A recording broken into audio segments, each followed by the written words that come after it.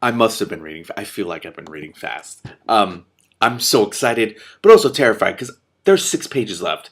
How is this book going to be resolved? Anyway, this is my second video of the 14th and final part of The Color of Magic.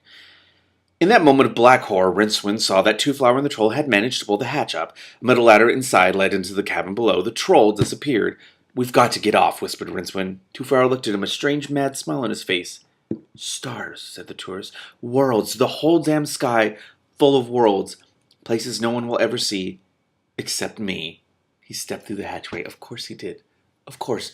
I'm going to say of course 1,000 times, because of course this is happening. "You're totally mad," said Rincewind hoarsely, trying to keep his balance as the ship began to speed up.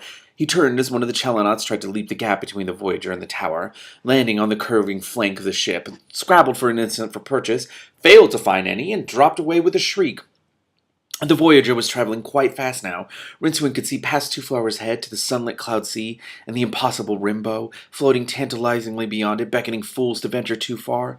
He also saw a gang of men climbing desperately over the lower slopes of the launching ramp, and manhandling a large bulk of timber onto the track in a frantic attempt to derail the ship before it vanished over the edge.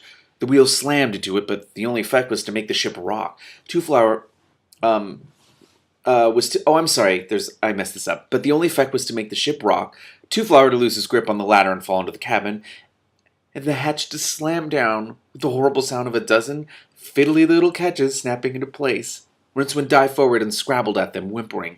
The cloud sea was much nearer now. The edge itself, a rocky perimeter to the arena, was startlingly close. Rincewind stood up. There was only one thing to do now, and he did it. He panicked, blindly, just as the ship's bogies hit the little upgrade and flung it, sparkling like a salmon, into the sky and over the edge. A few seconds later, there was a thunder of little feet, and the luggage cleared the rim of the world, legs pumping, still pumping determinedly, and plunged down into the universe. It says the end. I see there's more text up there, but the end. Rincewind wasn't in the ship. How? Okay. I see there's more text, so I'm just going to keep reading. Rincewind woke up and shivered. He was freezing cold. So this is it, he thought. When you die, you go to a cold, damp, misty, freezing place. Hades, where the mournful spirits of the dead troop forever across the sorrowful marshes. Sorrowful marshes. Corpse lights flickering fitfully in the encircling... Hang on a minute. Surely Hades wasn't this uncomfortable. And he was very uncomfortable indeed. His back ached where a branch was pressing into it. His legs and arms hurt where the twigs had lacerated them, and judging by the way his head was feeling, something hard had recently hit it. This was Hades, it sure was hell. Hang on a minute. Tree. He concentrated on the word that floated up from his mind, although the buzzing in his ears and the flashing lights in front of his eyes made this an unexpected achievement. Tree. Wooden thing. That was it. Branches and twigs and things, and Rincewind lying in it. Tree. Dripping wet. Cold white cloud all around. Underneath, too. Now that was odd. He was alive and lying covered in bruises in a small thorn tree that was growing in a crevice in a rock that projected out of the foaming white wall that was the rimfall. He landed on a tree on the edge of the world, sticking out of the edge of the world. The realization hit him in much the same way as an icy hammer. He shuddered. The tree gave a warning creak. Something blue and blurred shot past him, dipped briefly into the thundering waters, and whirred back and settled on a branch near Rincewind's head. It was a small bird with a tuft of blue and green feathers. It swallowed the little silver fish that it had snatched from the fall and eyed him curiously. Rincewind became aware that there were lots of similar birds around. They hovered, darted, and swooped easily across the face of the water, and every so often one would raise an extra plume of spray as it stole another doomed morsel from the waterfall. Several of them were perching in the tree. They were as iridescent as jewels. Rincewind was entranced. He was in fact the first man ever to see the rimfishers, the tiny creatures who had long ago evolved a lifestyle quite unique even for the disk. Long before the Krillians had built their circumference, the rimfishers had devised their own efficient method of policing the edge of the world for a living. Science. Fictional science, but still science. They didn't seem bothered about Rincewind. He had a brief but chilling vision of himself, living the rest of his life out in his tree, subsisting on raw birds and such fish as he could snatch as they plummeted past. The tree moved distinctly. Rincewind gave a whimper as he found himself sliding backward, but managed to grab a branch. Only sooner or later he would fall asleep. There was a subtle change of scene, a slight purplish tint to the sky. A tall, black-cloaked figure was standing on the air next to the tree. Oh my god, death. It has to be death. It had a scythe in one hand. Of course it's death. Its face was hidden in the shadows of the hood. I have come for thee, said the invisible mouth in tones as heavy as a whale's heartbeat.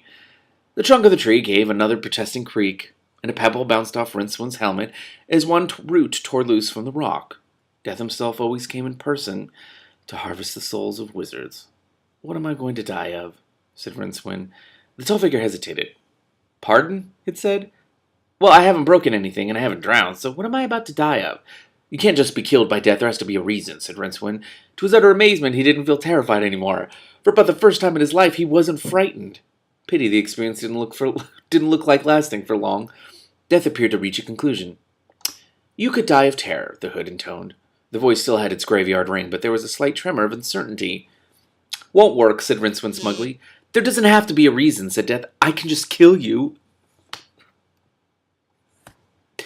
Hey, oh my god, this next line's so great. Hey, you can't do that. It'd be murder. But he's deaf. Okay, wait, anyway. The cowled figure sighed and pulled back its hood. Instead of the grinning Death's head that Rincewind had been expecting, he found himself looking up into the pale and slightly transparent face of a rather worried demon of sorts. What? I'm making rather a mess of this, aren't I? It said wearily. You're not Death. Who are you? Cried Rincewind. Scrofula. Scrofula? Death couldn't come, said the demon wretchedly. There's a big plague on in Pseudopolis. He had to go and stalk the streets, so he sent me.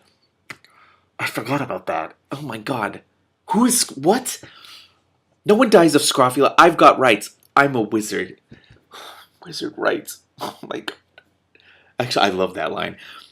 All right. This is going to be my big chance, said Scrofula, but look at it this way. If I hit you with the scythe, you'll be just as dead as you would be if Death had done it. So who'd know? I'd know, snapped Rincewind. You wouldn't. You'd be dead, said Scrofula logically. Piss off, said Rincewind. That's all very well, said the demon, hefting the scythe, but why not try to see things from my point of view? This means a lot to me, and you've got to admit that your life isn't all that wonderful. Reincarnation can only be an improvement, His hand flew to his mouth, but Rincewind was already pointing a trembling finger at him. Reincarnation, he said excitedly. So it is true what the mystics say. I'm admitting nothing, said Scrofula testily. It was a slip of the tongue. Now, are you going to die willingly or not? No, said Rincewind. What is this book? Please yourself, replied the demon. He raised the scythe. It whistled down in quite a professional way, but Rincewind wasn't there. He was, in fact, several meters below, and the distance was increasing all the time, because the branch had chosen that moment to snap and send him on his interrupted journey toward the interstellar gulf. Come back, screamed the demon. Rincewind didn't answer.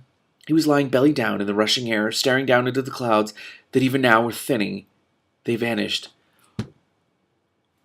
Below, the whole universe twinkled at Rincewind. There was Great Atuan, huge and ponderous and pocked with craters. There was the little disk moon. There was a distant gleam that could only be the potent Voyager. And there were all the stars looking remarkably like powdered diamonds spilled on black velvet, the stars that lured and ultimately called the boldest toward them. The whole of creation was waiting for Rincewind to drop in. He did so. There didn't seem to be any alternative. That's the fucking end. That's the... What?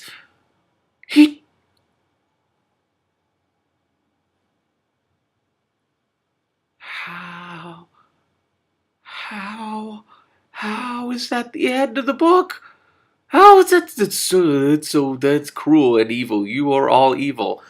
But oh my god.